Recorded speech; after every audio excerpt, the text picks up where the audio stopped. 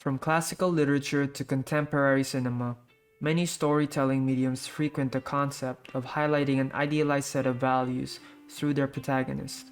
We begin to understand the world through the eyes of the hero, or heroes, and cheer them on as they work to achieve their goals.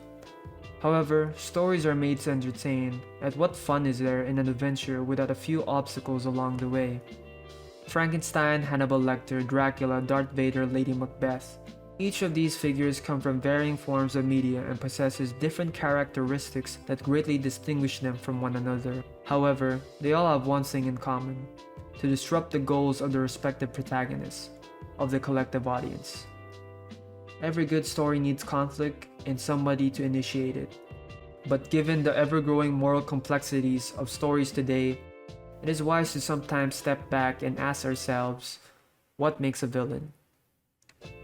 Before we can determine the attributes that constitute a villain, we must briefly examine the history of villains to explore their evolution in Western narratives. Early iterations of villains served one purpose: to be defeated by the protagonist, granting them the title of hero. They were humanoid creatures with superhuman strength and horrific physical features, or in other words, monsters. An example of this type of villain would be Grendel and the dragon from the Old English poem Beowulf.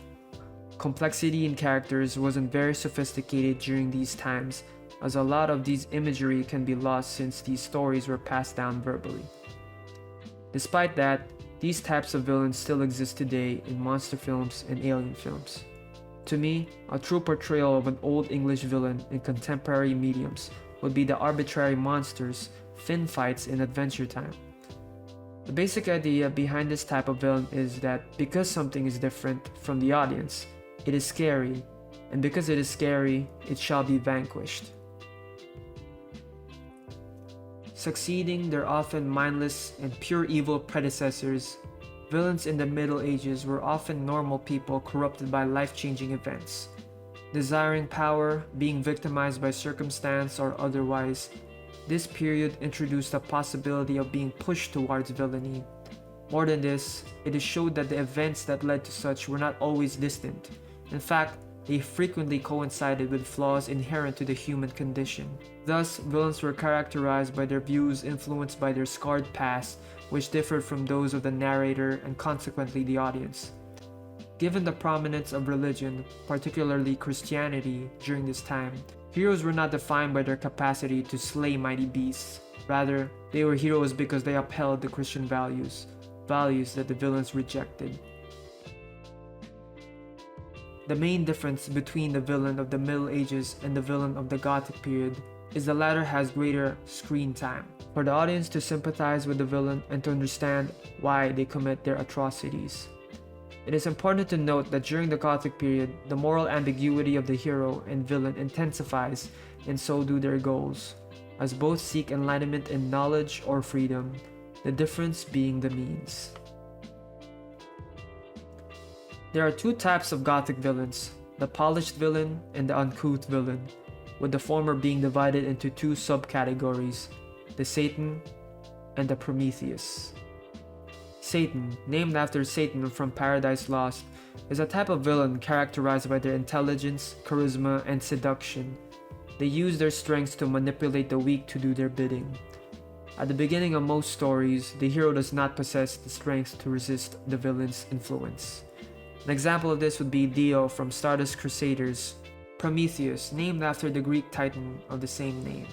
These villains are willing to push the boundaries of science, nature, and morality for the greater good of humanity. Usually depicted as mad scientists, these villains follow the philosophy of Machiavellianism. An example of this type of villain would be Frankenstein, Dr. Frankenstein. The uncouth villain is described as evil in both appearance, actions, and words, usually depicted with monster-like appearance and estrangement with modern society. This villain is ruthless to not only humans but animals and nature as well. They are brutes. This villain contrasts the polished villain's elegance with barbaric and primitive intellect. A good example of this type of villain would be Bebop and Rocksteady from the Teenage Mutant Ninja Turtles series. With that out of the way, let's discuss what makes a villain.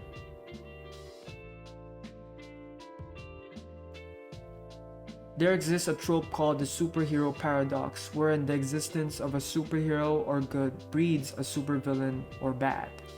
This goes both ways too, where evil invites a good to rise up and challenge it.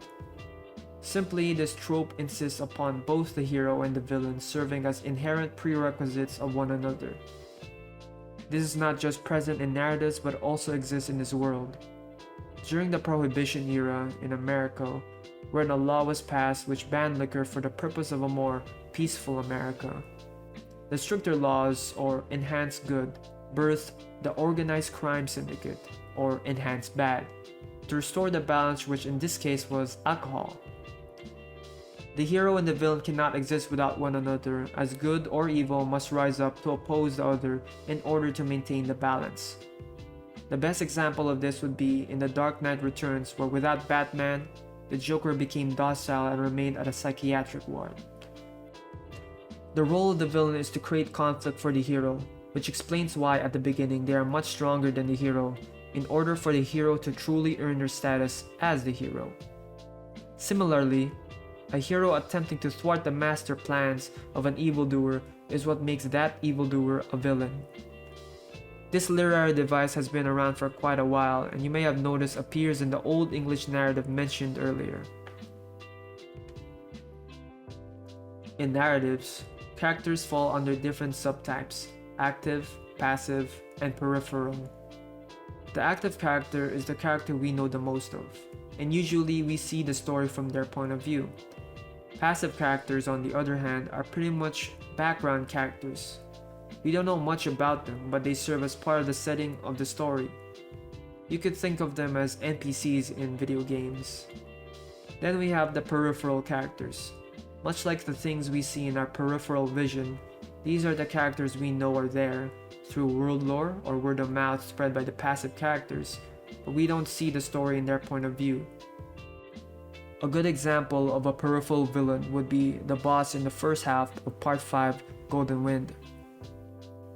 He is depicted as a shadowy figure or a silhouette, which pretty much embodies what a peripheral character is. This is important to note since these distinctions allow us to differentiate the villain from a common crook, and in most cases nowadays, the morally ambiguous hero. The modern Gothic hero, almost always an active character, is still a hero despite committing atrocities since we see it in their point of view, and we can see eye to eye on why they had to do it. If they were unseen or peripheral, then they would be considered evil or villainous. Take for example Zack Snyder's Batman vs Superman. If the audience has not watched the first Superman film, nor has ever heard of Superman while following the perspective of Batman, then the audience would perceive Superman as the villain of the story since he destroyed all those skyscrapers and buildings and possibly killed thousands in his battle with Zod. The villain must be the other, which is a character the audience does not agree with. It is important to mention that being the other is a recurring theme found in all three types of villains discussed earlier: Old English, Middle Ages, and Gothic. Though they can be respected and admired, the villain is usually detached from the audience, be it making them a peripheral character or a character with their own spotlight but a flawed message. This message changes as culture changes. Creating a villain whose entire message is being Russian made sense during the Cold War era, but nowadays it does not apply. See the dude from Rocky.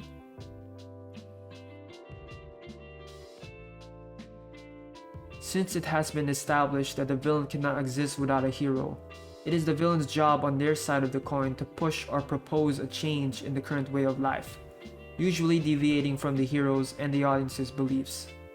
The hero may have a goal they have set for themselves, but ultimately, it is the villain's job to create the conflict for the hero or the protagonist.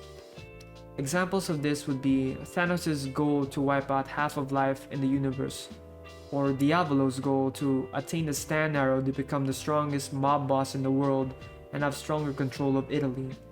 This also goes against Giorno's self-declared goal of becoming the boss himself. Here is an interesting question for you. In the film Spider-Man 3, where there are three antagonists, who would you say is the villain? I propose the villain of the story, or more accurately, the conflict of the story, is man versus self, making the true villain Peter Parker. Harry Osborn, or the new Green Goblin, redeems himself in an act of sacrifice to save a friend, an act considered more heroic than villainous. Sandman was framed for the killing of Uncle Ben, despite having no intention to murder or harm anyone. He only wanted to save his daughter, but due to circumstance, gained superpowers. While it is true that the Venom symbiote fits the criteria of the uncouth villain of the Gothic period, and that the symbiote is what causes Peter Parker to behave differently, it is merely a catalyst that brings out Peter's inner desires and flaws. At the end of the day, Peter lost the battle to his own flaws, creating an extreme change in himself or his current way of life, making the conflict man versus self. Harry, Sandman, and Venom, Eddie Brock, do not challenge the current way of life, in this case Spider-Man's.